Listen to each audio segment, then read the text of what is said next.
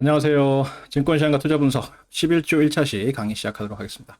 자, 지난 시간까지 그 채권의 가치 평가 이야기를 했었고, 이번 시간에는 이제 주식 이야기를 해보도록 하겠습니다. 주식과 효율적 시장 가설. 자, 먼저 몇 가지 정의를 내려야 돼요. 요 논의를 하기 위해서 몇 가지 개념들을 정해야 할 거예요. 어떤 자산의 T 시점에서의 시장 가격, market price. 여기서는 이제 시장 가격이 그 실제로 시장에서 거래되는 가격을 의미를 하는데, 요거 시장 균형 가격하고 다른 거예요. 시장에서 실제로 거래되는 가격을 PT라고 하고, P는 뭐 price의 약자겠죠. 그 다음에 내재 가치, intrinsic value, 뭐 fair value, 공정 가치 이렇게 부르기도 하고, 내재 가치, intrinsic value 이렇게 부르기도 하는데, 요거는 이용 가능한 모든 정보를 반영한 시장 균형 가격을 의미를 한다. 시장 균형 가격. 이걸 PT 스타라고 한다. 이게 시장 균형 가격. 시장 균형 가격하고 시장 가격하고는 다를 수도 있고 같을 수도 있어요. 요거를 그러니까 이용 가능한 모든 정보를 반영한 시장 균형 가격을 intrinsic value라고 하고, 밑에 나오겠지만 요거를 공정 가격이라고 하기도 해요. fair value. 같은 말이야. 자, 시점이 두 개가 있어. 현재 시점은 small t 시점, 그 다음에 미래 시점은 large t 시점인 두 시점에 대해서 적정 가격 혹은 공정 가격, fair value, 요거는 요 내재 가치, PT 스타, 요거를 적정 가격 혹은 공정 가격이라 부르기도 한다. 그래서 이 시장 균형 가격, 수요와 공급이 만나서 결정되는 시장 균형 가격인데, 수요와 공급이 만나는데 어떻게 만나야 되느냐 하면, 그 관련되는 모든 이용 가능한 정보가 반영된 상태에서 수요와 공급이 만나서 형성되는 그 가격을 적정 가격이라 하기도 하고, 공정 가격이라 하기도 하고, 내재 가치라 하기도 해. fair value 혹은 intrinsic value 이런 말을 쓰기도 한다.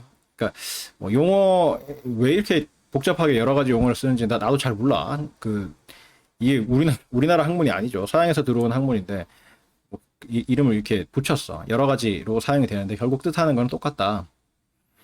그 다음에 고평가됐다는 말을 많이 하는데, 뭐 overvalued, 이 자산은 뭐 고평가되었다. 그럼 overvalued, this asset is overvalued 이렇게 이야기를 하는데, 명사용으로는 이제 overvaluation 이렇게 적어놨죠.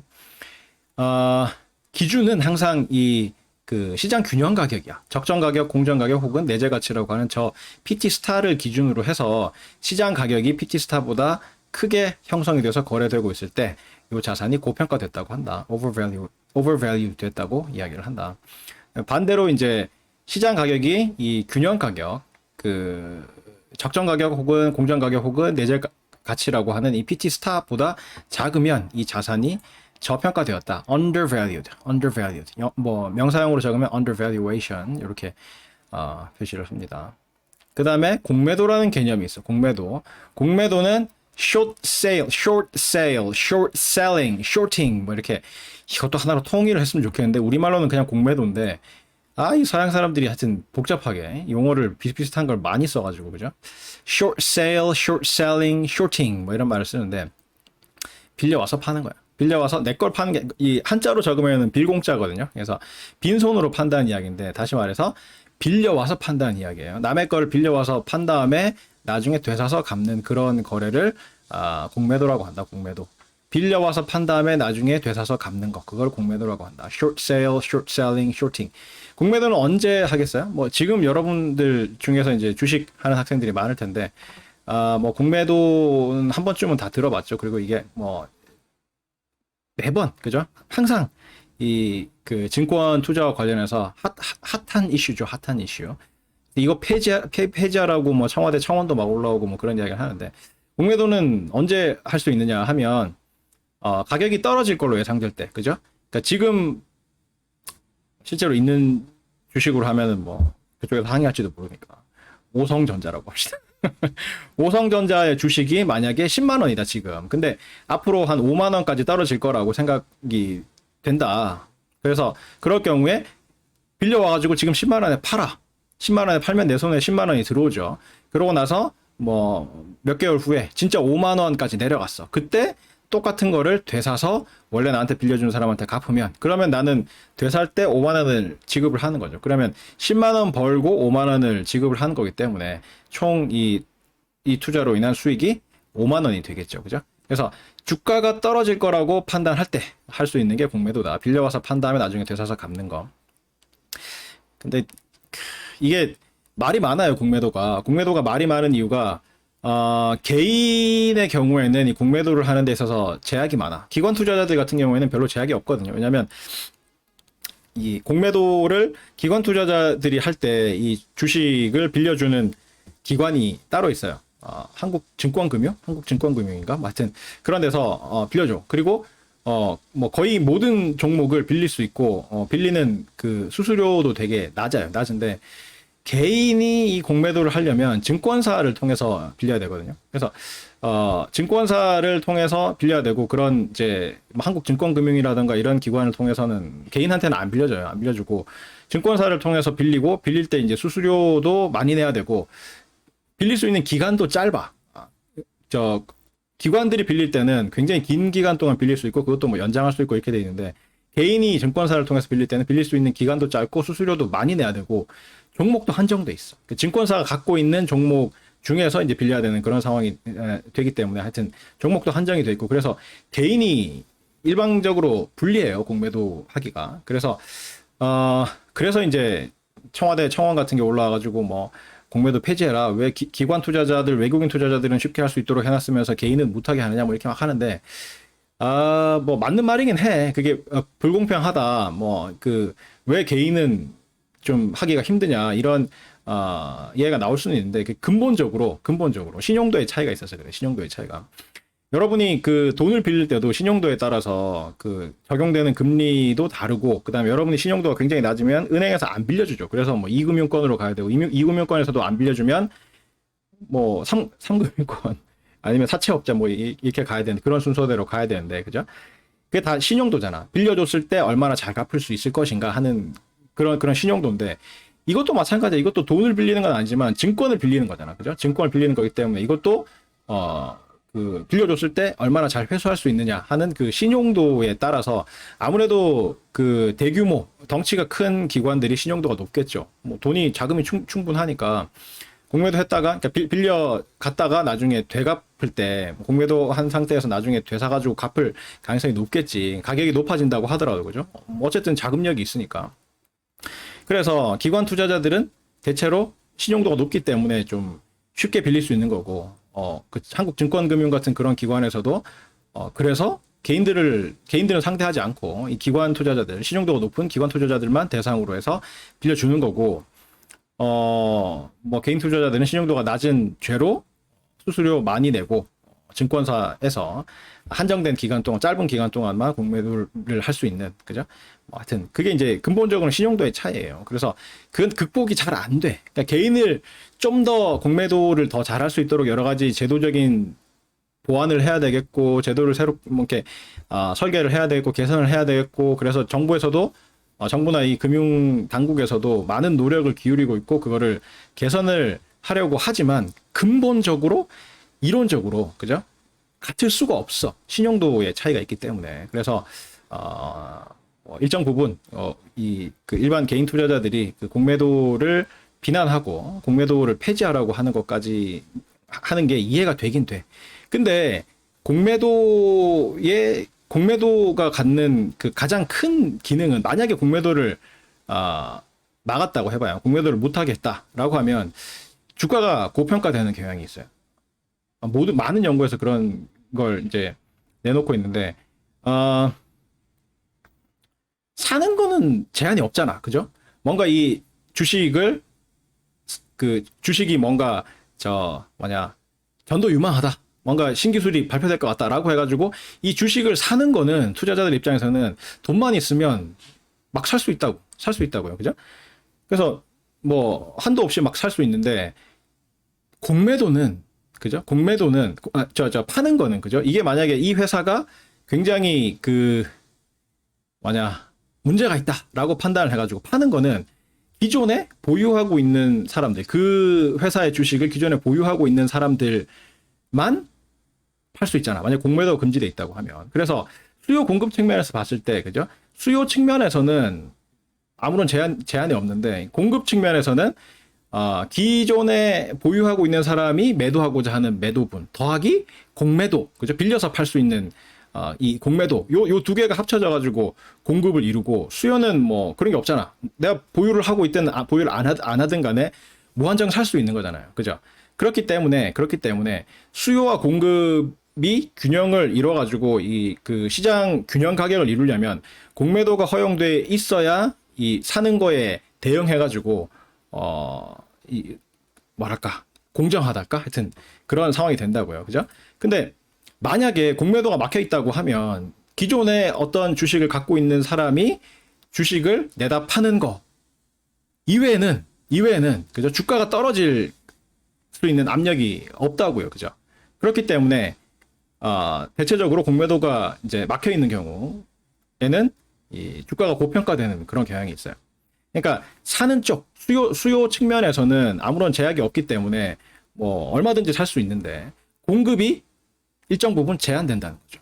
그러니까 기존에 그 증권, 그 주식을 갖고 있는 사람이 내다 파는 것만 허용이 되고 공매도가 금지된다. 그러면 공매도가 이 공급의 한 부분을 차지하는데 그 한 부분을 차지하는 큰 부분을 차지하는 그 공매도를 막아버리면 공급이 줄어드는 거죠. 그래서 공급이 인위적으로 줄어들고 수요가 늘면 어떻게 되겠어요? 자산이 고평가 되겠지. 그죠?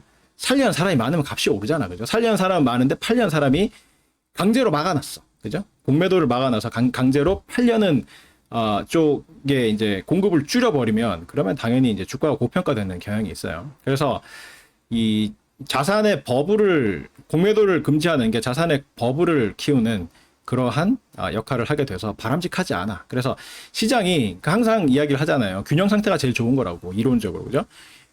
균형 상태는 경제학에서 이야기하는 가장 이상적인 상태죠. 경제학의 출발점이 뭐예요?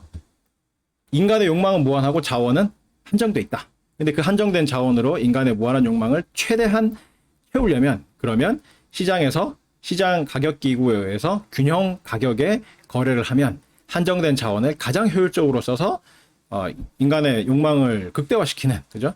다 채울 수는 없을지 몰라도 주어진 자원 하에서는 가장 그 욕망을 채울 수 있는 방법이 시장 가격 기구잖아. 그게 경제학의 핵심이잖아요, 그죠?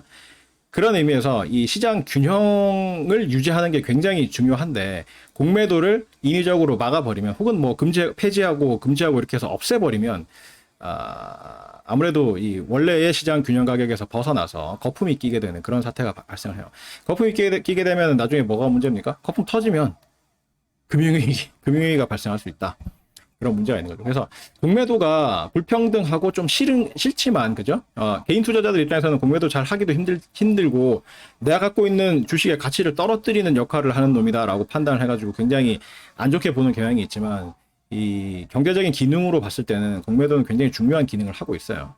시장이 균형 상태를 이루어가지고 자원 배분이 효율적으로 일어날 수 있도록 해주는, 그죠? 그래서 거품을 방지하고 그래서 뭐 금융 위기 같은 게 발생하지 않도록 하는 뭐 그러한 역할을 하는 게 공매도의 역할이라고 할 수가 있다. 근데 그 공매도가 개인과 이 기관 투자자들 사이에 그 차별이 있을 수밖에 없는 거는 신용도의 차이가 근본적으로 있기 때문에 개인 투자자들 입장에서는 항상 불리하게 거래를 할 수밖에 없는 그러한 그 특징이 있다. 공매도는 언제 금지를 하겠어요? 학자들은 그 공매도 금지하는 거를 원천적으로 반대를 하는 상황이지만 공매도를 그래도 이 정책 당국에서 언제 금지를 하느냐면 금융위기가 발생을 하게 되면 주가가 떨어지는데 공매도를 이제 금지함으로써 주가가 떨어지는 걸 좀 막아보겠다는 거죠. 그래서 주가가 떨어지는 상황이라면 사람들 입장에서는 공매도 하기가 좋지, 그죠? 뭐 돈을 좀 뭐 단기간이든 어쨌든 간에, 그죠? 개인이든 기관 투자자든 간에 이 지금 금융위기 때문에 주가가 떨어지고 있는데 그때 그 상황에서 돈 벌려면 공매도를 당연히 하면 돈을 벌지, 그죠? 아까 이야기했잖아. 10만 원에 빌려와가지고 10만 원에 판 다음에 그게 주가가 떨어져가지고 5만 원이 되면 되사가지고 갚으면 5만 원 벌잖아, 그죠?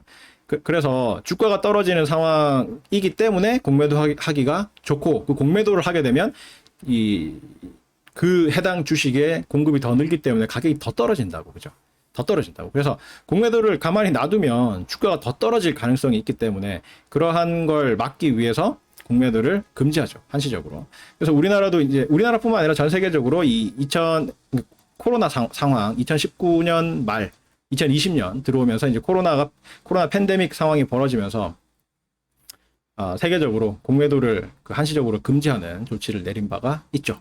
2008년 금융위기 때도 그렇고 항상 위기가 오면 전 세계적으로 공매도를 금지를 해요. 금지를 하는데 금지할 때마다 이제 학자들이 연구를 하거든요. 금지를 했을 경우에 뭐 효과가 있느냐, 정책 효과가 있느냐, 그게 이제 그 시장에 그러니까 자산 거품을 키우는 역할이 있느냐, 뭐 등등 연구를 하는데 연구를 쭉 해보면 대체로 공매도 금지를 해도 정책적인 효과는 별로 없고 부작용이 많더라. 뭐 이런 게 이제 전반적인 연구 결과예요. 그래서 학자들 입장에서는 공매도가 아무리 이 금융위기가 오고 하더라도 공매도는 그냥 놔둬야 된다. 뭐 이런 게 이제 근본 입장인데 투자자들 입장에서는 저런 공매도 나쁜 공매도 세력이면서 막 욕을 하죠. 이해는 되지만 감정적으로만 대응할 이야기는 아니다. 자, 갑자기 이 영화 포스터가 왜 나오냐 하면 이 카지노 로얄이라는 007 카지노 로얄 이게 2004년 영화던가 하여튼 2000년대 초반 영화인데 한 15, 16년쯤 전의 영화인데 이게 이제 이 포스터에 나오는 이 배우가 배우 이름이 뭐더라? 다니엘 크레이그가 007로 처음 이제 캐스팅 돼가지고 이제 찍었던 그 영화인데 여기에 보면 공매도가 나와. 007에 공매도가 나온다면 공매도가 나와. 공매도가 어떻게 쓰이냐면 뭐 테러 분자라던가 하여튼 그 악당들의 자금을 관리해주는 세력이 있는데 그 세력이 어떻게 이 자금을 관리를 하냐면 자금 관리해달라고 이제 자금을 위탁을 받으면 그죠? 자금을 받으면 어떤 짓을 하냐면 그 어떤 기업의 주식에 공매도를 하고 그 기업에 테러를 한다고. 그러면 어떻게 되세요? 주가가 떨어지지, 그죠? 그 기업의 주식에 공매도를 한 상태에서, 그죠? 그 기업에다가 대고 테러를 한다고. 테러를 하면 주가가 떨어져. 그러면 헐값이 됐을 때 다시 똑같은 주식을 사가지고, 원래 주식을 빌려준 사람한테 갚는다고. 그렇게 해서 이제 돈을 불려가지고, 원래 돈 주인한테 돌려주는 뭐 그런 형태로 하는데 여기도 보면 어떤 짓을 하냐면 신형 항공기 제작사가 신형 항공기를 미국의 어느 공항에서 발표를 하는데 그 항공기 제작사 주식에 대해서 대량의 공매도를 해놓은 상태에서 그 항공기를 폭파하려고 그러는데 007이 막죠. 007이 막아. 007이 막고 성공적으로 그 신형 항공기가 발표가 돼서 주가가 폭등을 하죠. 폭등을 해서 그 악당이 오히려 망해요. 그러니까 공매도를 대량으로 해놨는데 공매도 했다는 이야기는 빌려가지고 팔았다는 이야기인데 그러면 가격이 떨어져야 나중에 헐값으로 사가지고 되갚고 그 차액만큼 먹는 거잖아. 근데 올랐다고 해봐. 아까 얘처럼 오성전자라고 해봐. 오성전자에 공매도를 했는데 10만 원에 이제 빌려가지고 10만 원 내다 팔았는데 나중에 20만 원으로 올랐다고 해봐. 그러면 똑같은 걸 되사가지고 갚는 동안에 20만 원 주고 사서 갚아야 되잖아. 그러면 10만 원에 팔았는데 그 나중에 20만 원에 되사야 되니까 10만 원 손해라고 주당. 그죠? 10만 원씩 손해를 보게 되는 그런 상황이라고요. 그죠? 그래서 요 영화에서도 그런 게 등장을 해요. 그래서 이 제목이 이제 카지노 로얄인데 007 카지노 로얄인데 이 카지노 로얄이 카지노 이름인가 하여튼 그래. 왜 이 카지노가 등장을 하냐면 악당이 다른 악당의 자금 관리를 해주면서 그 항공사 주식을 대량으로 공매도 해놓은 상태에서 그 항공사가 신형 그 항공기를 발표하는 그 발표회장에서 신형 항공기를 폭파하려고 하다가 007이 막아가지고 실패하거든요. 그래서 신형 항공기의 발표가 무사히 끝나서 오히려 주가가 확 오르니까 그것 때문에 그 자기네들이 갖고 있던 그 악당들이 이제 대규모의 공매도를 해놨기 때문에 거기서 엄청난 손실이 발생을 해가지고 원래 갖고 있었던 투자 자금을 다 까먹고 이제 빚을 지는 그런 상황이 돼. 그래서 그러한 손실을 만회하기 위해서 카지노에 들어가. 그 악당이 카지노에 들어가가지고 뭐 이렇게 도박을 해가지고 돈을 벌렸는데 007이 가가지고 그 도박에서 이겨버려가지고 판돈을 또 몽땅 다 따오는 거죠. 그래서 완전 그 악당을 완전 패가망신시키는 하여튼 뭐 그런 내용이야. 그러니까 그 다른 그 이후에 다른 내용도 있지만 하여튼 이 공매도와 관련해서는 하여튼 그런 내용이 돼 있어요. 그래서 뭐 관심 있는 사람 한번 보세요. 재밌어. 이게 2004년에 개봉을 했었는데 이 카지노 로얄이라는 제목으로 007이 두 번 나왔었거든요. 이게 007이라는 게 이안 플레밍의 소설을 이 첩보 소설을 영화화 시켜가지고 만든 건데 되게 역사가 길죠. 역사가 긴데 초창기에는 이제 이안 플레밍이 썼던 그 소설을 원작으로 해서 그 소설에 나오는 내용을 가지고 영화를 만들었는데 나중에 뒤로 가면 갈수록 소설은 한계가 있잖아, 그죠? 그래서 소설에 없는 내용을 계속 이제 만들기 시작하고 하다가 요때 가가지고 배우를 바꾸면서 모든 걸 리셋 시켰어. 그래서 다시 원작으로 돌아가서 카지노 로얄이라는 원작이 있어요. 그래서 예전에 만들었던 그 카지노 로얄 원작 소설 카지노 로얄을 바탕으로 해가지고 새로 만들고 그러면서 그 이전 시리즈에서는 뭐 처음 시작해가지고 그 이전 시리즈까지는 쭉 연결이 돼. 그래서 이 제임스 본드라는 이 007이라는 인물이 세월이 많이 지났지만 하여튼 늙지 않고 그건 설정이 좀 이상한데 하여튼 늙지 않고 계속 그 사람이라는 설정으로 나와. 배우가 바뀌더라도 동일 인물이라고 설정을 하고 쭉 나오면서 옛날에 다른 편에서 있었던 사건 같은 거 막 언급하면서 이렇게 쭉 연결돼서 나오거든요.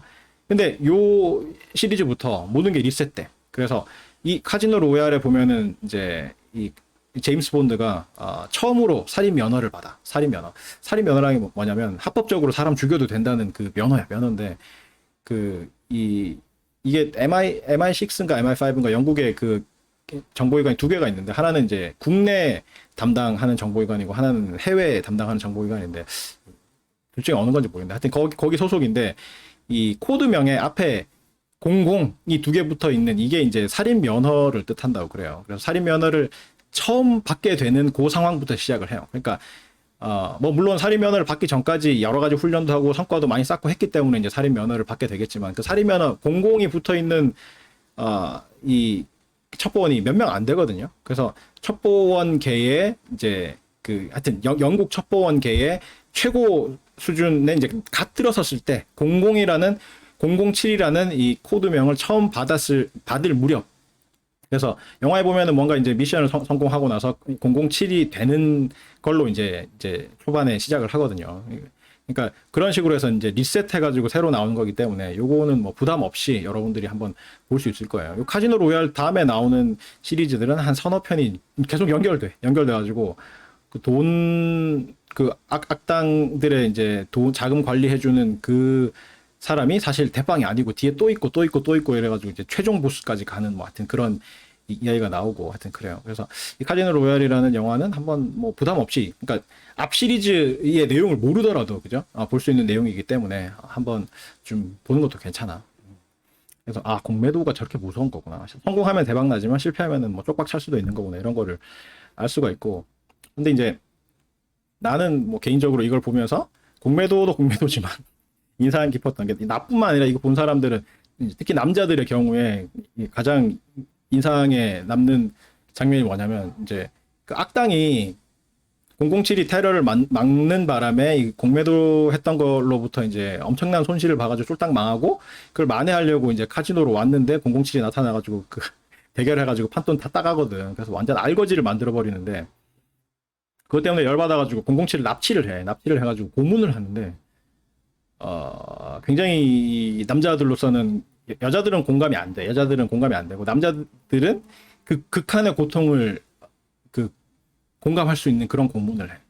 남자 옷을 다 벗긴 상태에서 이렇게 의자에 앉혀놔 놓고 뭐 야한 장면은 안 나와. 야한 장면은 안 나오는데 의자에다가 앉혀가지고 묶어놔 놓고 남자의 그 급소를 채찍 같은 걸로 막 때려. 그래서 그거 보고 있으면 고통이 막 하여튼 그래서 그게 굉장히 인상 깊은 영화가 되겠습니다. 그래서 뭐 보고 나면은 공매도 이런 생각은 안 들고 하여튼 그 고문 장면만 계속 떠오르는 그런 영화가 될 거예요. 그다음에 요게 이제 이것이 공매도다라는 책인데 요게 2019년, 2018년 뭐 하여튼 이 팬데믹 때문에 이게 공매도가 딱 금지되기 직전에 나온 책이거든요. 2019년에 나왔나 하여튼. 근데 이게 서울대학교 이관희 교수님이 쓰신 책인데 이것이 공매도다. 이것이 공매도다. 요 책은 진짜 공매도의 바이블이야. 이분이 그 이관희 교수님이 그 세계적인 금융학자거든요. 진짜 세계적인 금융학자야. 근데 이제 주 연구 분야 중에 하나가 공매도거든요. 공매도에 관해서는 세계적인 권위자야. 권위자고 국내에서는 뭐 타의 추종을 불허할 정도라고 손꼽히는 세계적으로 손꼽히는 그런 공매도 연구자인데 하도 이제 투자자들이 공매도에 대해서 막 욕을 하니까 공매도에 대한 진실을 밝히겠다. 사람들이 갖고 있는 오해라던가 이런 걸 좀 풀어보고 공매도가 갖고 있는 순기능과 역기능을 객관적인 시각에서 한번 사람들한테 알리고 싶다라고 해서 이제 쓰신 책이에요. 근데 읽어보면 되게 재밌어. 여러 가지 영화라던가 실제 사례라던가 뭐 아니면 넷플릭스에 나오는 무슨 다큐멘터리나 드라마나 이런 것도 인용하고 여러 가지 이제 재밌는 그 이야기들도 많이 나오고 그다음에 되게 그 유머러스해요. 책 내용이 보면 이제 약간 장난스럽게 이제 이렇게 이제 서술하는 그런 부분도 있고 해서 굉장히 재밌고 술술 익혀요. 술술 읽힌다고. 그래서 여기 이제 추천사 이런 거 보면 책 이렇게 펼쳐보면 추천사 같은 게 이렇게 나오는데 거기 보면은 그러니까 업계와 학계에 정말 유명한 그 교수님들이 전부 이제 극찬을 해놓은 그런 걸 볼 수 있는데 진짜로 요건 한번 좀 읽어봐야 돼. 그래서 이걸 읽어보고서도 이런 공매도를 그 나쁜 공매도를 옹호하다니 이러면서 이제 막 안 좋게 이야기하는 투자자들도 있는데 나도 뭐 이걸 읽고 굉장히 이렇게 일목요연하게 이렇게 잘 이런 책은 참 드물다. 세계적으로도 드물다. 그래서 영어로 번역해가지고 그 미국에서 이제 출판을 하더라도 히트를 칠 수 있을 것 같은 책이다라고 생각을 하는데 요거를 읽어보면 내가 아까 이야기했던 그 공매도의 기능 있잖아요. 그다음에 뭐 신용도 차이 때문에 뭐 차이가 좀 아무리 제도를 개선하더라도 근본적으로 기관 투자자와 개인 투자자 간에는 차이가 좀 있을 수밖에 없다. 뭐 이런 내용 포함해가지고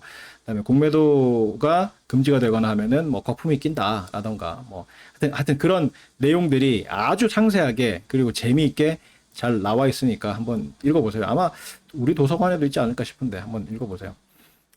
참고로 이관희 교수님은 내가 박사 과정에 있을 때 그 고려대학교 경영학과 교수님이셨거든요. 그래서 내 은사님이기도 하고 그다음에 내 박사학위 논문 심사위원이셨어요. 그래서 굉장히 존경하는 교수님이시고 학자이시고 교수님이시고 하여튼 그런데 내가 박사를 받고 이제 졸업을 하고 나서 서울대학교로 스카웃돼 가셨죠. 그래서 지금 서울대학교 경영학과에 재직 중이신데 하여튼 세계적인 그 공매도 연구에 관한 공매도 연구뿐만 아니라 뭐 전체적으로도 이제 금융학자로서도 세계적인 금융학자시지만 특히 이제 공매도 연구에 관해서는 세계적인 권위자시기 때문에 이분이 이제 공매도에 관해서 일목요연하게 재밌게 정리를 해가지고 쓴 책이니까 한 번쯤 읽어보세요. 읽어보면 공매도가 이렇게 심오한 거였나, 이런 기능이 있었나 이런 거를 잘 알 수가 있을 거라고 생각을 합니다. 그래서 뭐 관심 있는 사람들은 이 카지노 로얄하고 그다음에 이 책 이것이 공매도다 이 책하고 한 번쯤 보면 재밌을 거예요. 재밌고 이 학문적인 관심과 이 흥미가 더 이렇게 깊어지는 그런 계기가 될 수 있을 겁니다. 자, 이러한 걸 바탕으로 해서 그 다음에 이제 수익이라는 게 이제 개념이 나오는데 수익이라는 거는 여러분이 이렇게 알고 있는 그 개념인데 그거를 이제 좀 더 이제 그 우리가 시장 가격하고 그 균형 가격하고를 구분해 가지고 지금 나타내고 있기 때문에 몇 가지 그 우리가 알고 있는 수익 개념에서 조금 약간 이렇게 달라지는 부분이 있어서 다시 한번 정의를 하고 있습니다. 수익 return. 여기 GR이라고 돼 있죠. GRTTP라고 돼 있는데 요거는 이게 gross return이야. gross return. 총 수익. gross return. 왜 이렇게 썼냐면 밑에 이제 수익을 몇 가지로 나눌 거기 때문에 그래요. return. gross return의 약자예요. gross return. gross. GROSS. gross return. GRTTP는 스몰 t 시점부터 라지 t 시점 사이에 투자를 할 때 P는 이제 투자한의 이름이고 요거는 그죠? 어떻게 정의를 하냐면 일단 P를 매수했을 때 여러분이 이제 주식을 돈 주고 샀다고 생각을 해보면 여러분이 알고 있는 그 개념이야 수익. P 라지 T 빼기 P 스몰 T 그죠? PT라는 금액을 주고 그 돈을 주고 증권을 산 다음에 그죠? P 라지 T라는 금액에 팔았다. 그러면 P 라지 T 빼기 P 스몰 T 이게 수익이에요 수익. 요거를 이 초기 투자금인 PT로 나누면 그게 단순 수익률이죠. 단순 수익률. 그죠? Simple rate of return.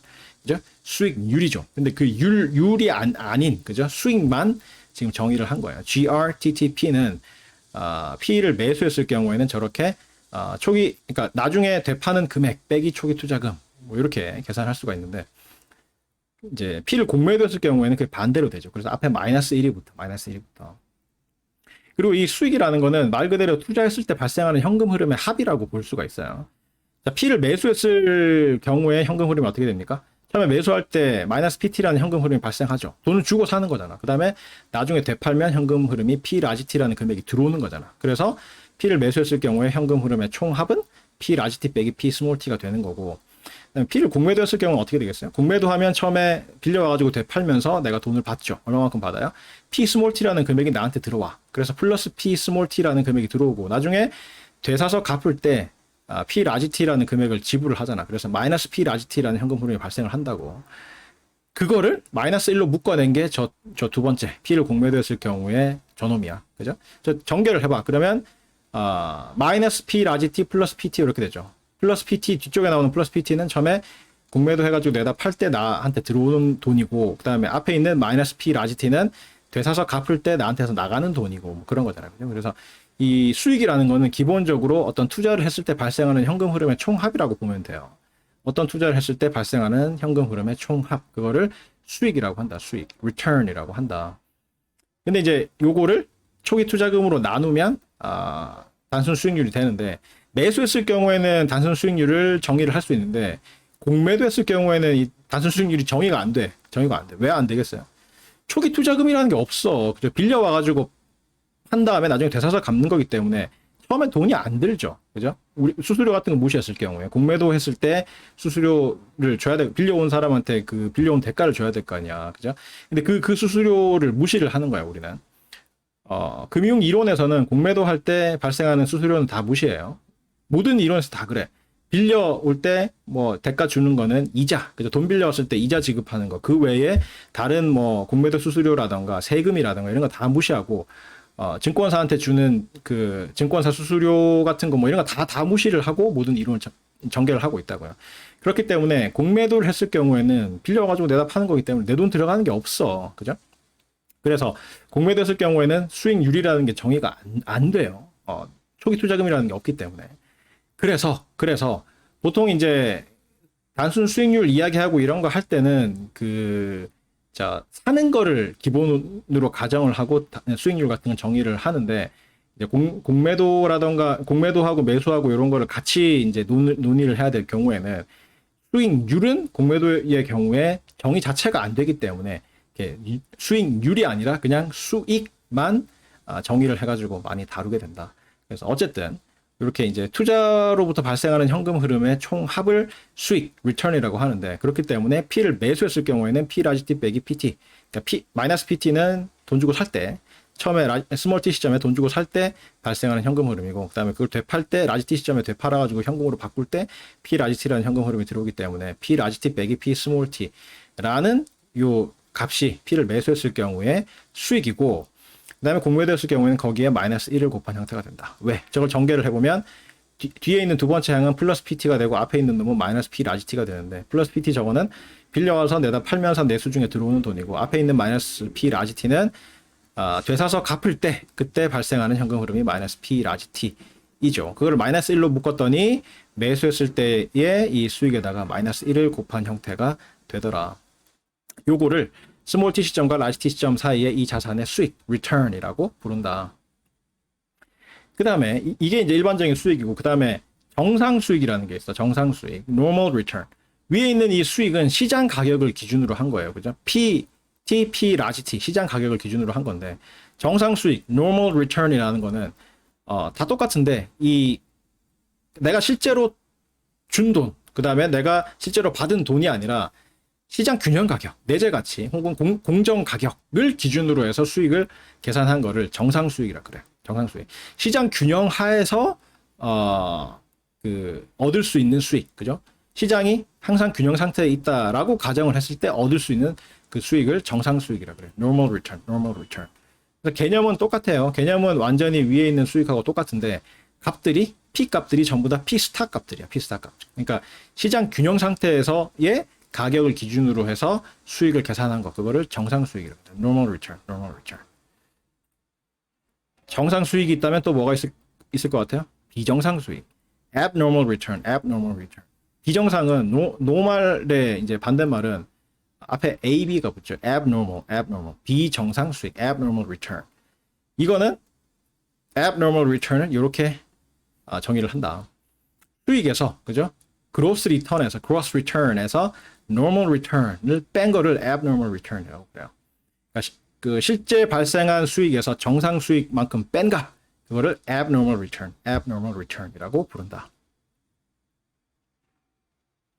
자, 다시. 자, 어떤 자산의 small t 시점에서의 시장 가격, market price, 실제로 시장에서 거래되는 가격을 PT라고 하고, 내재 가치, intrinsic value, 이용 가능한 모든 정보를 반영한 시장 균형 가격. 그러니까 투자자들이 관련되는 정보를 다 알고 있어가지고, 그 다 알고 있는 상태에서 사고 팔았을 때 이제 수요와 공급이 만나는 점에서 결정되는 그 시장 균형 가격, 그거를 내재 가치, intrinsic value, PT 스타라고 하는데, 요 PT 스타는 적정 가격 혹은 공정 가격이라 부르기도 한다. fair value, fair value. 적정 가격 혹은 공정 가격, fair value라고 부르기도 한다. 그 다음에 이 시장 균형 가격, 적정 가격, 공정 가격 혹은 내재 가치라고 부르는 이 PT 스타를 기준으로 해서 시장에서 거래되고 있는 가격이 이 값보다 크면 이 자산이 고평가되었다고 이야기를 하고, 그 다음에 이 가격보다 시장 가격이 작은 경우에는 이 자산이 저평가되었다고 이야기를 한다. 그다음에 공매도라는 거는 short sale, short selling, shorting 뭐 여러 가지 용어를 쓰는데, 자산을 빌려서 매도한 후에 나중에 동일한 자산을 재매수해서 되갚는 그러한 거래를 공매도, short sale, short selling 혹은 shorting이라고 한다.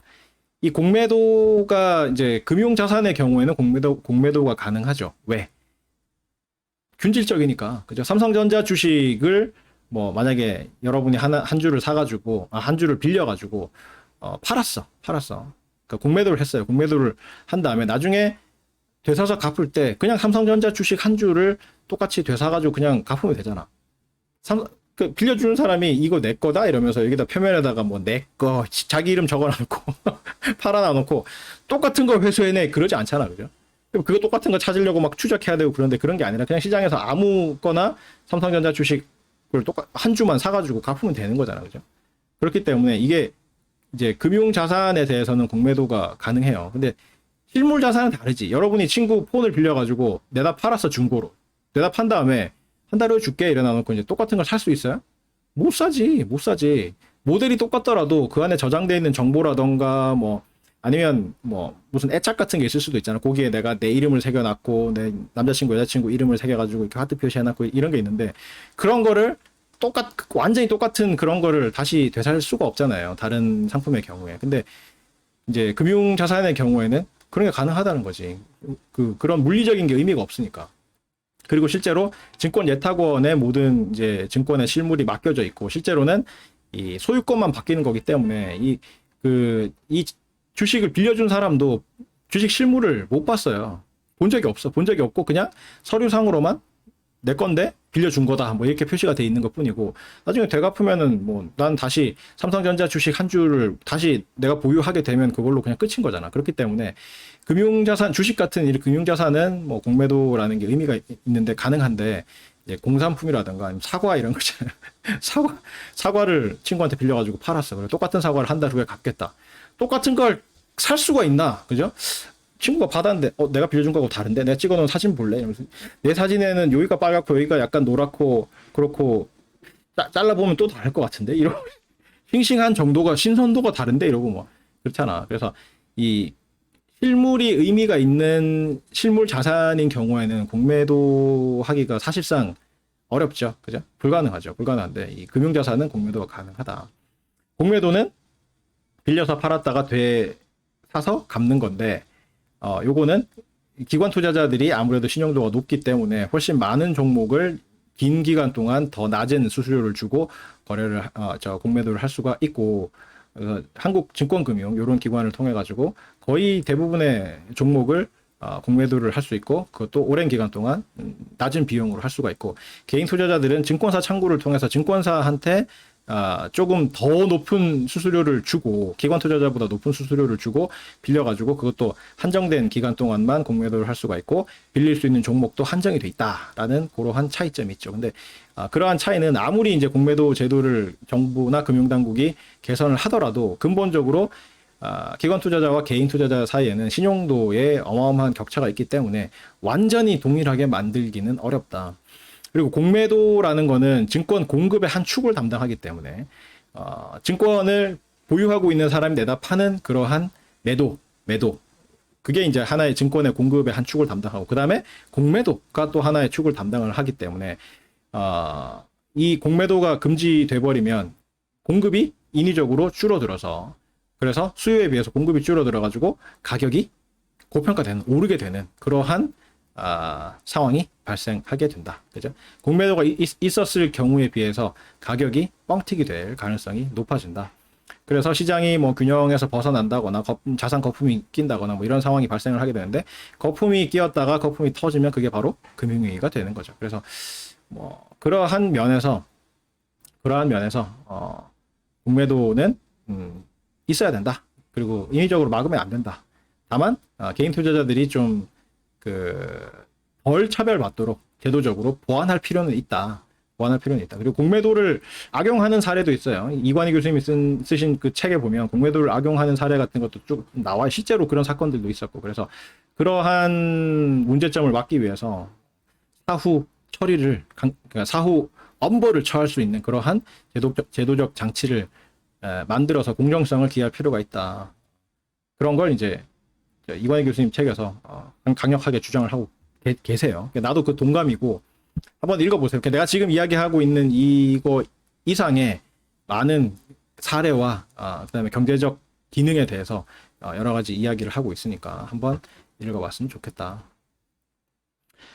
자, 그 다음에 이제 수익이라는 거는 어떤 투자를 했을 때 그 투자로부터 발생하는 현금 흐름의 합을 의미를 하는데, 영어로는 return이라고 하고, 그래서 P를 매수했을 경우에 발생하는 현금 흐름은 처음에 매수할 때 지급하는 현금 흐름 마이너스 PT가 있고, 나중에 이거를 내가 갖고 있는 증권을 팔아서 돈으로 바꿀 때 P 라지 T라는 금액이 들어오기 때문에 현금 흐름을 합치면 P 라지 T 빼기 P 스몰 T라는 현금 흐름이 발생을 하고, 그 두 개를 합친 게 P를 매수했을 경우에 수익이 되겠다. 그래서 GR이라고 하는 거는 gross return의 약자예요. 그다음에 TTP는 투자 기간과 투자안의 이름이죠. 그다음에 P를 공매도했을 경우에는 빌려가지고 팔았기 때문에 나한테 처음에 PT라는 현금 흐름이 들어오죠. 그래서 플러스 PT라는 금액이 들어오고, 그다음에 되사서 갚을 때 마이너스 P 라지 T라는 현금 흐름이 발생하기 때문에 마이너스 P 라지 T 이렇게 되는데, 그걸 마이너스 1로 묶어냈더니 매수했을 경우에 현금 흐름에다가 마이너스 1을 곱한 형태가 되더라. 이렇게 정의가 되고, 요 값들은 전부 다 시장 가격을 기준으로 해서 정의를 한 건데, 정상 수익, normal return이라는 거는 요거를 이제 시장 균형 가격, 적정 가격을 기준으로 해서 정의를 한 게 정상 수익이다. 그다음에 이 비정상 수익, abnormal return은 실제 수익에서 정상 수익만큼 뺀, 그죠? ARTTP, abnormal return은 GR에서 NR을 뺀 거, 그죠? 그래서 실제 수익에서 정상 수익만큼을 뺀 값을 비정상 수익, abnormal return이라고 부른다. 그래서 여기서 이제 기본적으로 하고 있는 가정은, 시장 가격은 시장 균형 상태일 때의 가격일 수도 있고 아닐 수도 있다. 그죠? 시장 가격은 실제로 시장에서 거래되는 가격인데, 시장이 균형일 때도 있고 아닐 때도 있다고 보는 거죠. 그래서 시장 가격은 시장 균형 상태일 때는 적정 가격하고 일치하게 되지만, 시장이 균형 상태가 아니면 적정 가격이 아니게 된다. 뭐 이런 걸 기본적으로 가정을 하고 있어요. 그렇죠. 시장이 항상 균형 상태에 있는 거는 아니라고 보는 거죠. 근데 내재 가치라는 거는 말 그대로 해당 자산과 관련해서 이용 가능한 모든 정보가 반영되었을 때 성립하는 시장 균형 가격이다. 시장 균형 가격을 의미를 한다. 그래서 요거는 이상적인 가격이에요. 그러니까 실제 그 시장에서 거래되는 가격이 아니라 그죠? 이상적으로 모든 정보를 반영했을 때 성립할 수 있는 그러한 이상적인 가격을 이야기를 하고, 시장 가격은 실제 시장에서 거래될 때 시장에서 관찰할 수 있는 그 가격을 이야기를 하는데, 시장이 항상 균형 상태에 있다고 하면 이 두 가격이 항상 일치를 하겠지만 아닐 수도 있다. 시장이 균형에서 벗어나 있는 상태도 있을 수 있다. 그래서 두 개가 반드시 일치한다고 보기는 힘들다는 이야기죠. 자, 그 다음에 따름 정리. 자, 앞에 세팅은 기본적으로 똑같아요. 어떤 자산의 스몰 t 시점에서 시장 가격을 PT라고 하고 매제 가치를 PT 스타라고 할 때 두 시점 스몰 t 및 라지 t에 대해서 궁극적으로는 이용 가능한 모든 정보가 자산 가격에 다 반영이 돼서 시장 균형이 달성이 돼서 라지 t 시점에는 이 시장 가격이 시장 균형 가격 매제 가치하고 똑같이 된다고 가정을 해봅시다. 뭐 그럴 거 아니야. 이게 시장이 균형에서 벗어난다는 이야기는 시장 가격이 균형 상태에서 벗어난다는 이야기고, 그 말은 이 가격과 관련해가지고 이 자산과 관련해가지고 돌아다니는 정보가 투자자들 사이에 널리 확산되지 않았기 때문에 그런 거죠. 그죠? 그래서 그게 다 확산됐다고 하면 어떤 특정한 PT 스타라는 값이 형성이 돼야 되는데, 시장에 일부 투자자들이 그걸 잘 모른다거나 일부만 그 중요한 정보를 알고 있다거나 그러면 실제로 거래되는 가격은 그 내재 가치인 PT 스타하고 좀 다른 값이 될 가능성이 높겠죠. 그죠? 근데 그게 언젠가는 항상 영원한 비밀이라는 건 없잖아. 그래서 그 정보가 세고 해가지고 언젠가는 알려진다. 언젠가는 알려져서 라지 T 시점에는, 그게 언젠지는 모르겠지만 미래의 어떤 라지 T 시점에는 그 정보가 모든 투자자들한테 쫙 다 깔려서 다 알려질 거기 때문에 시장 가격이 궁극적으로는 이 시장 균형 가격이 된다라고 보는 거예요. 상당히 설득력 있는 이야기죠. 그러니까 요 가정이 중요한 게, 요걸 가지고 애널리스트들이 분석을 해. 애널리스트들이 뭐 목표 주가 뭐 이런 거 이제 제시를 하잖아요. 목표 주가 이런 거 제시를 하잖아. 그런 거 하는 게 다 저런 거야, 저런 거. 그죠?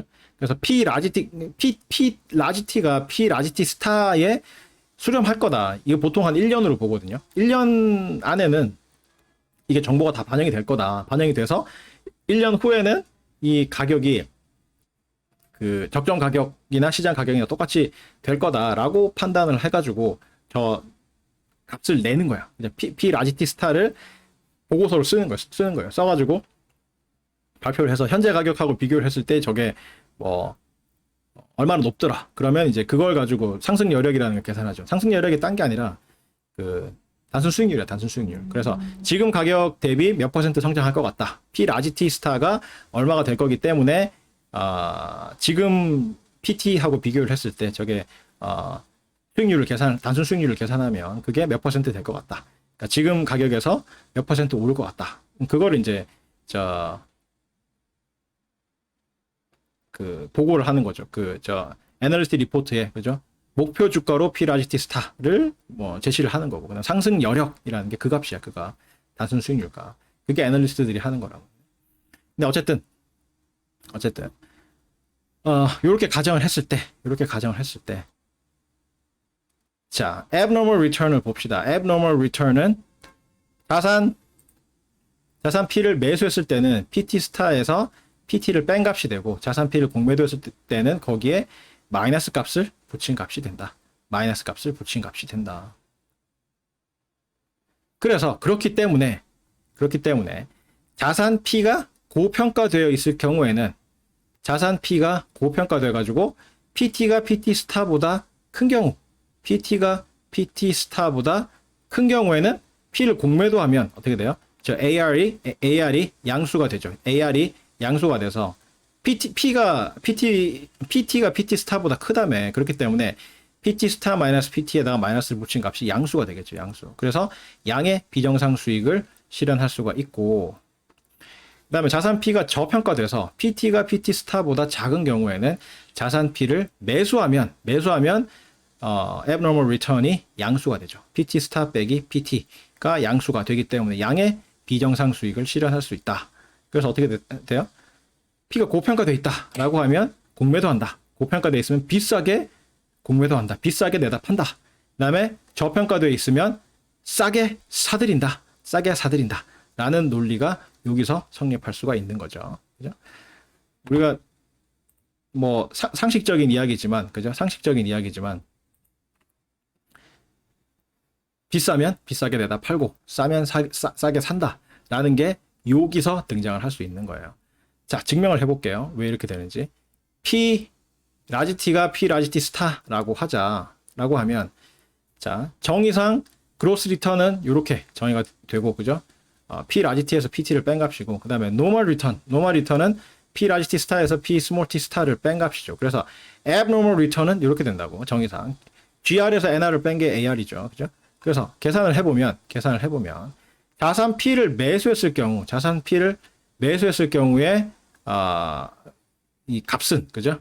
그로스 리턴은, abnormal return은 이렇게 된다고. 그로스 리턴에서 노멀 리턴을 뺀 이러한 값이 되고, 공매도했을 때는 여기에 통째로 마이너스를 다 붙인 값이 되겠죠. 그죠? 마이너스를 붙여서 이러한 값이 된다. 근데 여기서 공통인 값이 있죠. 위에서 처음 시작할 때 P 라지 T하고 P 라지 T 스타하고 같다고 그랬잖아. 그렇기 때문에 요 두 식에서 P 라지 T하고 P 라지 T 스타가 서로 상쇄돼서 없어진다고. 없어지고 나면 어떻게 돼요? 자산을 매수했을 경우에는 한 단계 더 써놨네. P 라지 T 대신에 P 라지 T 스타를 집어넣었어. 지금 위에서 P 라지 T가 P 라지 T 스타하고 같다고 했기 때문에 여기도 마찬가지야. 공매도했을 경우에도 P 라지 T 대신에 P 라지 T 스타를 집어넣은 거예요. 집어넣고 상쇄를 시켜보니까 이렇게 되더라 이 말이죠. 첫 번째 경우에는 PT 스타에서 PT를 뺀 값, 그 다음에 두 번째 경우에 공매도했을 경우에는 거기에 마이너스 1을 곱한 형태가 되더라. 그렇기 때문에 A에 의하면 이렇게 나타나기 때문에, 그죠? 자산 P가 고평가되어 있을 경우, 그래서 PT가 PT 스타보다 큰 경우에는 위에 두 경우 중에 어느 경우가 AR이 양이 되겠어요? 자산 P를 공매도하면 AR이 양수가 되는 거죠. 그래서 자산 P가 고평가되어 있는 경우에는 고평가된 자산 P를 비싸게 팔아먹는 게 유리하다는 거죠. 비싸게 팔아먹으면 양의 비정상 수익을 실현을 할 수가 있다. 반대로 이런 상황에서 자산 P가 저평가되어 있는 경우에는, 그죠? PT가 PT 스타보다 작은 경우에는 언제 저 abnormal return이 양이 되겠어요? P를 매수하면 양이 되지. P를 매수를 하면 PT 스타 빼기 PT가 양이 돼서 abnormal return이 양이 된다. 양의 비정상 수익을 실현할 수 있다. 그래서 P가 저평가돼서 싸게 되면 싸게 사들이는 게 유리하다는 거죠. 그래서 비싼 건 비싸게 팔고 싼 건 싸게 사는 거지. 그렇게 해서 고평가된 놈은 공매도를 하고 저평가된 놈은 싸게 사들임으로써 각각 양의 비정상 수익을 실현할 수 있다. 라는 이야기를 할 수가 있죠. 다시. 자, 시장 가격은 시장이 균형 상태일 때 가격일 수도 있고 아닐 수도 있다. 시장이 항상 균형은 아니기 때문이다. 레저 가치는 뭐 모든 정보가 반영된 그 시장 균형 가격을 의미를 한다. 이야기를 했었고. 자, 각 자산에 대해서 모든 정보가 다 반영된 가격이 PT 스타라고 했는데, 현재 시점에서는 그 모든 정보가 다 반영이 되지 않아서 PT하고 PT 스타가 다를 수 있어도 시간이 지나면 그 정보들이 차츰차츰 반영이 돼가지고 궁극적으로는 시장 가격이 시장 균형 가격하고 일치하게 된다라고 가정을 하는 거예요. 그래서 P 라지 T하고 P 라지 T 스타가 같아진다라고 봤을 때, 그죠? abnormal return을 요 가정하에서 계산을 해보면 자산을 매수했을 때는 PT 스타 빼기 PT가 되고 자산을 공매도했을 때는 마이너스 PT 스타 마이너스 PT가 돼서 매수했을 때의 이 abnormal return에다가 마이너스 1을 곱한 값이 되더라. 그래서 P가 고평가돼서 PT가 PT 스타보다 큰 경우에는 자산 P를 공매도하면 이 AR이 양이 돼서 양의 비정상 수익을 실현할 수 있게 되고, 자산 P가 저평가되면 자산 P를 매수하게 되면 양의 비정상 수익을 실현할 수 있다. 그래서 비싸지면 비싸게 팔고 싸지면 싸게 사들이는 방식으로 양의 비정상 수익을 실현할 수 있다는 사실을 알 수가 있다. 증명은 뭐 이런 거지. 정의상 수익은 그로스 리턴은 시장 가격 기준으로 P 라지 T 빼기 PT, 그 다음에 노멀 리턴은 P 라지 T 스타 빼기 PT 스타이기 때문에, 그죠? 뭐 물론 이게 이제 매수했을 경우를 기준으로 하는 거죠. 그래서 이렇게 자산 P를 매수했을 경우에는 이렇게 그로스 리턴에서 노멀 리턴을 뺀 이런 형태가 될 거고, 공매도했을 경우에는 거기에 마이너스 1을 곱한 값이 된다. 그래서 여기서는 이제 가정상 P 라지티 스타가 P 라지티하고 동일하다라고 했기 때문에 P 라지티를 P 라지티 스타로 지금 바꾼 거예요. 바꾸고 나서 봤더니 상쇄되는 게 있지. P 라지티 스타, P 라지티 스타가 서로 상쇄되고, 자산을 매수했을 경우에는 PT 스타 빼기 PT가 되고, 자산을 공매도했을 경우에는 거기에 마이너스 1을 곱한 값이 되더라라는 거죠. 그래서 요걸 알고 있을 때 AR은 이렇게 된다라는 사실을 알고 있을 때, 만약에 자산 P가 고평가돼서 PT가 PT 스타보다 큰 경우에는 자산 P를 공매도하면 AR이 양수가 돼서 양의 비정상 수익을 실현할 수 있다는 사실을 알 수가 있고, 그 다음에 P가 저평가되면 자산 P를 매수하면 AR이 양이 돼서 양의 비정상 수익을 실현할 수 있다는 사실을 알 수가 있다. 그래서 비싸면 비싸게 팔고 싸면 싸게 사들이는 게 양의 비정상 수익을 실현하는 방법이다라는 사실을 알 수가 있죠. 자, 이러한 개념을 알고 있을 때 투자 분석 기법을 크게 세 가지로 나눌 수가 있어요. 크게 세 가지로 나눌 수 있는데, 첫 번째는 기술적 분석이야. 테크니컬 어널리시스. 이게 여러분이 흔히 만나는 그 분석이야. 그러니까 차트 보는 거 있잖아요. 과거에 이 주가가 어떻게 움직였느냐 하는 그 그래프를 보고 분석하고 하는 거 있잖아요. 그게 기술적 분석이거든. 기술적 분석인데, 궁극적으로 이용 가능한 모든 정보가 자산 가격에 반영이 되고 시장 교육의 기본적인 세팅이고, P 라지티 이퀄 P 라지티 스타가 된다고 가정하고, 앞에서 이야기했던 그 가정이죠, 그죠? 그러니까 지금은 시장이 균형 상태가 아닐 수도 있는데, 궁극적으로는 이용 가능한 정보가 전부 다 반영이 돼가지고 나중에는 P 라지티 스타가 된다고 가정을 할 때, 자산 P에 대한 과거의 가격 움직임을 분석을 해가지고 자산 P가 현재 고평가되어 있느냐 저평가되어 있느냐 여부를 판단한 후에, 자산 P가 고평가된 경우에는 공매도하고 저평가되어 있는 경우에는 매수해서 양의 그 비정상 수익을 올리고자 하는 그러한 투자 기법을 기술적 분석, 테크니컬 어널리시스라고 해요. 차트 보는 거. 근데 기술적 분석은 실제로 PT 스타를 추정하려고 하진 않아요. PT 스타를 추정을 해가지고 PT하고 직접 비교하려고 하는 그런 분석은 아니고, 과거의 이 흐름을 봤더니 지금 너무 많이 올랐는데, 그래서 꺾이겠는데 뭐 이런 거 있잖아요. 너무 고평가됐는데, 혹은 뭐 너무 떨어졌으니까 이제 반등하겠는데, 너무 저평가됐는데, 뭐 그래서 고평가된 놈은 비싸게 팔고 저평가된 놈은 싸게 사들이자. 요걸 기본으로 해서 그 비정상 수익, 양의 비정상 수익을 올리고자 하는 기법이 기술적 분석이 되겠습니다. 이게 여러분이 흔히 만나는 그 차트 보는 그거고, 그 다음에 이제 기본적 분석이라는 게 있어요. Fundamental Analysis라는 게 있는데, 기본 가정은 똑같아요. P 라지티가 P 라지티 스타가 된다고 가정을 하고, 자산 P에 대해서 이용 가능한 모든 정보를 다 분석을 해서 자산 P의 고평가 저평가 여부를 판단해서, 고평가된 놈은 공매도하고 저평가된 놈은 싸게 사들여서 양의 이 비정상 수익을 올리려고 하는 투자 기법을 이야기를 하는데, 얘는 기본적으로 PT 스타를 추정을 하려고 그래. PT 스타 값을 추정을 해서 PT하고 비교를 해서 고평가 저평가 여부를 판단을 하려고 한다. 그죠? 기본적 분석은 실제로 PT 스타를 추정한 후에 PT와 비교를 해서 고평가 저평가 여부를 판단을 한다. 이게 앞에 이제 차트 보는 기술적 분석하고 다른 점이에요. 그래서 그 애널리스트들이 내는 보고서에 보면 그 목표 주가 그런 이야기를 하는데, 목표 주가 이런 거 하는데, 그게 P 라지티 스타를 의미하는 것이기도 하고, 때로는 이 PT 스타를 의미하기도 해요. 구분이 좀 모호해. 거기에 뭐랄까, 하여튼 구분이 좀 모호해. 그래서 그러니까 보고서를 읽다 보면 목표 주가를 써놔놓고, 그 다음에 그 목표 주가까지 상승 여력 써놓은 거 보면은, 그 보고서에서 나타내고 있는 주가가 P 라지티 스타를 의미한다는 의미거든, 그죠? 그렇게 해서 보고서가 쭉 써져 있는데, 쭉 읽다 보면 이게 고평가됐느냐 저평가됐느냐 이런 거 판단할 때는, 이걸 마치 그렇게 목표 주가로 써놓은 거를 이 PT 스타처럼 해석을 많이 한다고요. 그래서 조금 모호하긴 하는데, 어쨌든 이 기본적 분석은 기본적으로 분석을 해가지고 PT 스타를 추정을 해서 PT 스타를 추정을 해서 현재의 시장 가격인 PT하고 비교를 해서 고평가 저평가 여부를 판단을 한다.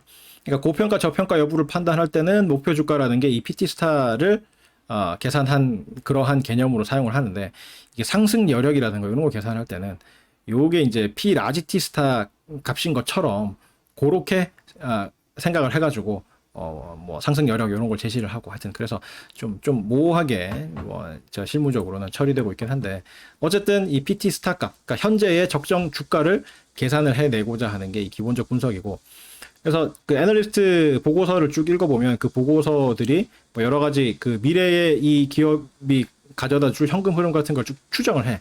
현재의 이 재무제표를 이용을 해가지고 이제 현재의 재무제표를 이용해가지고 미래의 현금 흐름들을 예측을 한다고. 그러니까 그 예측하는 거는 이론의 영역이 아니라고 그랬죠. 그건 노하우의 영역이고 뭐 개별 애널리스트나 아니면 뭐 그 증권사나 아니면 그 회계법인이나 뭐 이런 쪽에서 자기네들이 갖고 있는 노하우를 가지고 요렇게 추정을 했더니 정한 것 같더라라는 그러한 판단으로 미래 현금 흐름을 예측을 한 다음에 그거에 현재 가치의 총합을 구해서 이 PT 스타 값을 계산한다고.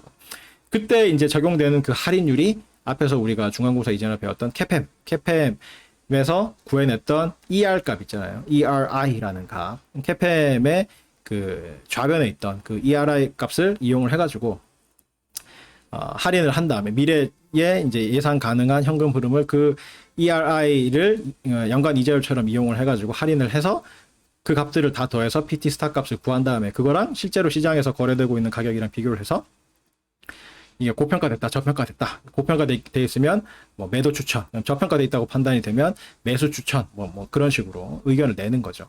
근데 이제 그걸 가지고 이제 상승 여력을 계산할 때는 이 PT 스타를 P 라지 T 스타처럼 또 이용을 한다고. 그래서 약간 뭐 그러니까 PT 스타는 변하지 않는다고 보는 것 같기도 하고, 그죠? PT 스타가 P 라지 T 스타다.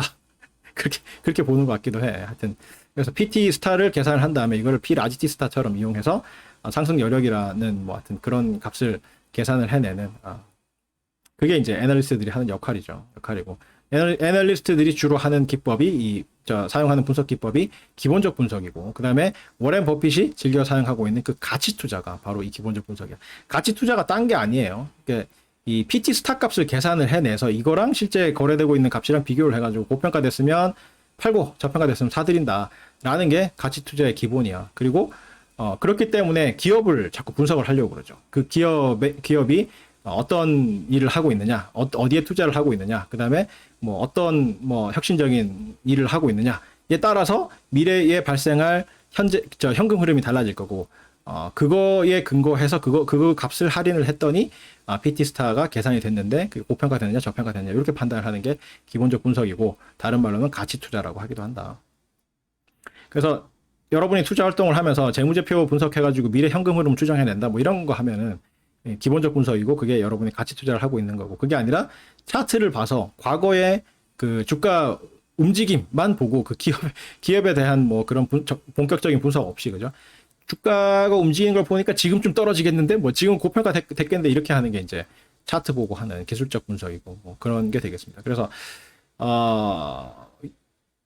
이걸 보면 그 구글이나 뭐 하여튼 미국에 있는 이제 플랫폼 IT 기업들 있죠. ICT 기업들, 구글이라던가 뭐 등등, 뭐 저것도 마찬가지고 전기차 미국의 테슬라 이런 데도 그렇고 보면 별로 그렇게 수익이 안 나거든요. 지금 유튜브도 마찬가지고 다 적자인데도 왜 이렇게 주가가 높게 평가가 될 수 있느냐? 적자 나서 계속 손해를 보게 되면 주가가 높이 평가가 될 수 없거든. 전통적인 일반적인 기업들 같은 경우에는 뭐 그 earnings surprise 그래가지고 이 실적이 딱 발표되는데 그게 엄청난 손실이 났다 이러면은 주가가 확 폭락하고 뭐 그런 게 일반적이라고. 근데 이런 이제 구글이라던가 미국의 이제 혁신적인 이 IT 기업들 보면 계속 적자가 나는데 주가는 높아. 실적 발표가 나도 주가가 높아. 왜 그렇겠어요? 미래를 밝게 본다는 거지. 지금 갖고 있는 그 기술이 지금 이제 적자가 나는 거는 계속해서 투자해 나가고 뭐 미래를 위해서 이제 초석을 닦는 거고, 그렇기 때문에 적자가 나는 거고, 이제 궁극적으로 미래에는 이걸 바탕으로 해서 엄청난 그 현금 흐름이 발생할 거다라고 봐서 그걸 할인했더니 이제 큰 주식 가격이 형성이 되는 거고 투자자들이 그걸 믿기 때문에 그죠? 그걸로 이제 PT 스타 값을 계산을 해보니까 이게 저평가돼 있는 것 같다 오히려. 그래서 사람들이 막 사고 이러다 보니까 실제로 PT가 PT 스타 값에 이제 점점 근접해가지고 오르게 되는 그러한 형태가 되는 거죠, 그죠? 그래서 이게 이제 이 부분이 그 회계와 금융을 가르는 한 분기점 중에 하나야. 회계는 과거를 보고 과거의 기록 이런 걸 중요시하는 학문이고 그죠?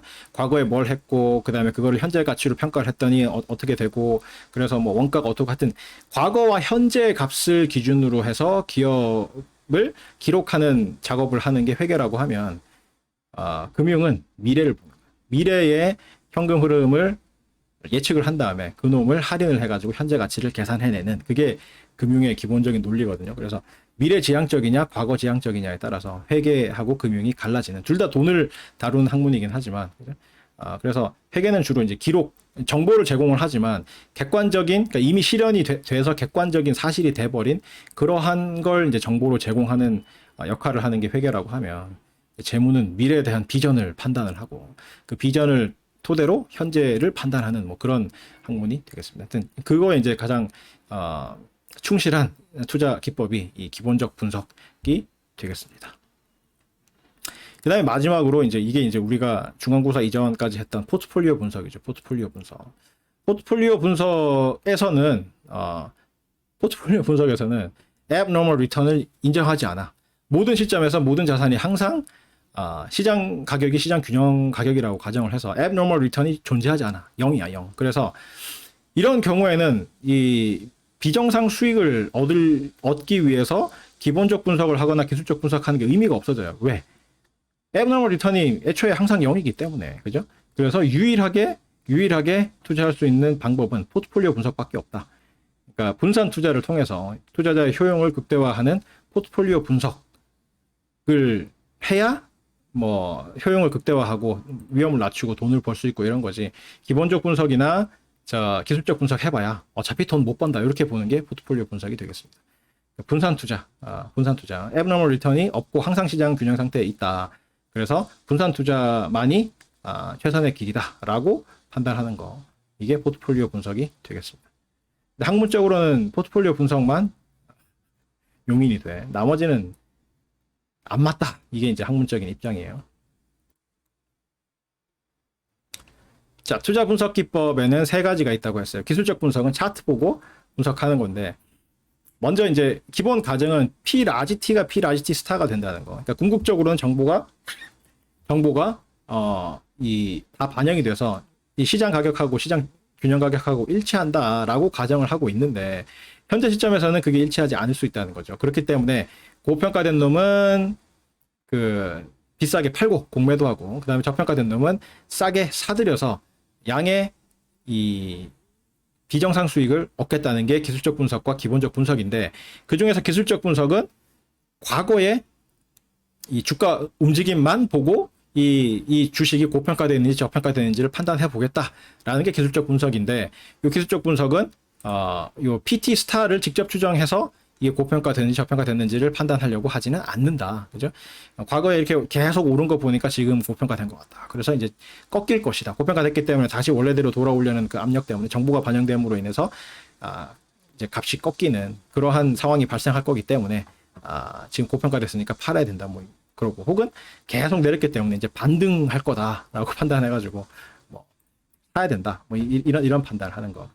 그래서 그렇게 판단하는 게 기술적 분석이고, 차트 보는 거. 그 다음에 기본적 분석, Fundamental Analysis는 이 고평가, 저평가 여부를 PT 스타를 직접 추정을 한 이후에 PT 스타하고 PT하고 비교를 해서 이제 고평가, 저평가 여부를 판단하는 건데, 이게 애널리스트들이 하는 작업이고, 가치 투자라고도 한다. 가치 투자. 그래서 뭐 재무제표 같은 거 분석해가지고 현재에는 현금 흐름이 이런데 지금 얘네가 뭐 어디에 투자를 하고 있고 어떤 혁신적인 일을 하고 있기 때문에 앞으로는 이제 현금 흐름이 어떻게 발생할 것이다라고 예측을 해서 그거를 이제 캐팸에서 구한 ERI 것을 연간 이자율처럼 이용을 해가지고 할인을 해서 그 미래 현금 흐름의 현재 가치의 총합을 구해서 PT 스타를 구해낸 다음에 이 PT 스타와 시장에서 거래되고 있는 PT를 비교를 해서 고평가 저평가 여부를 판단하고 고평가 됐으면 팔고 저평가 됐으면 사는 방식으로 투자하는 게 기본적 분석이 되겠습니다.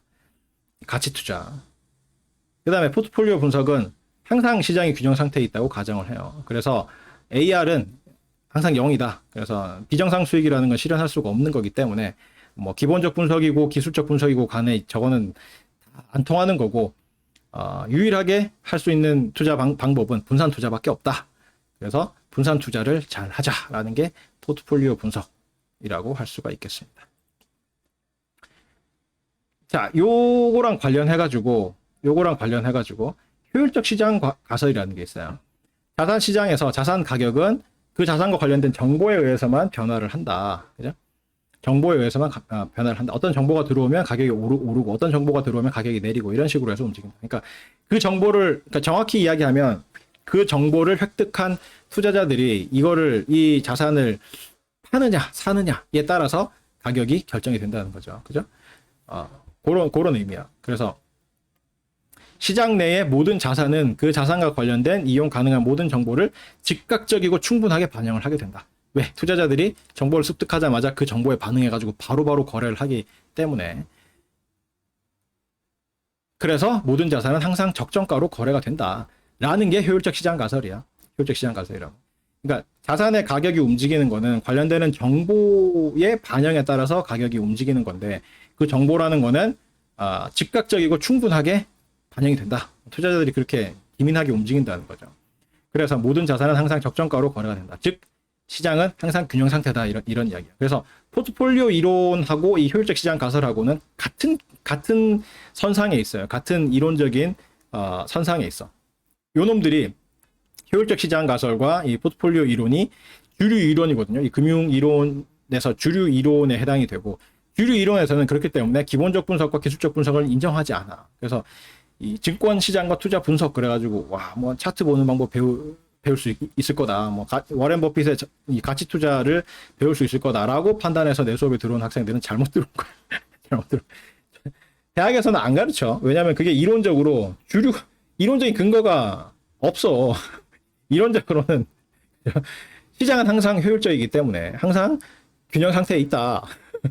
그래서 안 통한다. 딴 건 안 통하고 포트폴리오 투자만 제대로 된 투자다. 뭐 이렇게 보는 게 기본적인 관점이기 때문에 하여튼 그래요. 그래서 실무적으로 여러분이 다루고 있는 차트 보는 법이라던가 아니면 가치 투자하는 방법이라든가 이런 거는 책으로 그냥 시중에 나와 있는 그 관련되는 책으로 배울 수밖에 없고 그마저도 나처럼 이쪽 그 학계에 몸담고 있는 사람 입장에서 봤을 때는